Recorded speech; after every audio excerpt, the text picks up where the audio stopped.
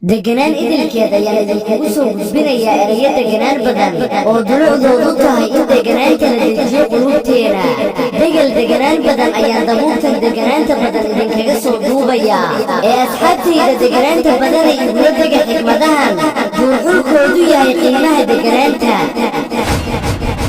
anigu sidaasi ayaan ahay, yacni waxaan la soo baxayaa deganaan markii aan yaqiinsado inaanan boos ka haysa qofkii aan jeclaa agtiisa.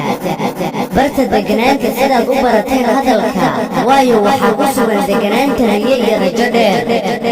deganaantu murugo keliya kuma tusinayso, mararka qaar waxaad noqonaysaa qof degan gudahaagu ay ka dhawaaqayso farxadda. qulubteena maynan degi lahayn haddii aynan jiri lahayn istikfaar, waxaana murugo u dhiman lahaa ruux badan. deganaanta waxaa ku sugan nimco, aamusnaantana waxaa ku sugan nolol. labadooda waxaa u dhaxeeya faahfaahin aysan dadku fahmayn. si kasta ay inoo xanuujiso qadarteena, waxaa inoo haraya rajadeena iyo riyadeennii qurxoonay, taasi oo qalbiga inoogu dejinaysa in wax soo socda ay ka qurxoon yihiin wixii tegey.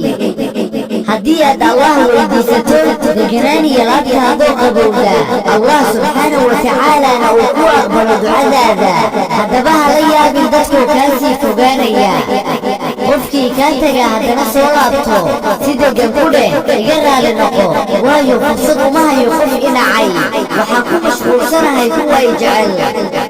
deganaanta iyo kelinimada waa asluub aad u qurux badan, taasi oo bani aadamka intooda badan aysan garanaynin.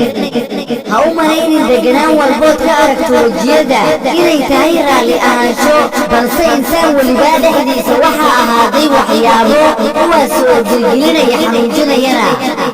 deganaantu waa nimcad rabbi hibeeyo, ogowna gabadhu deganaanteeda ayaa u ah soo jiidasho.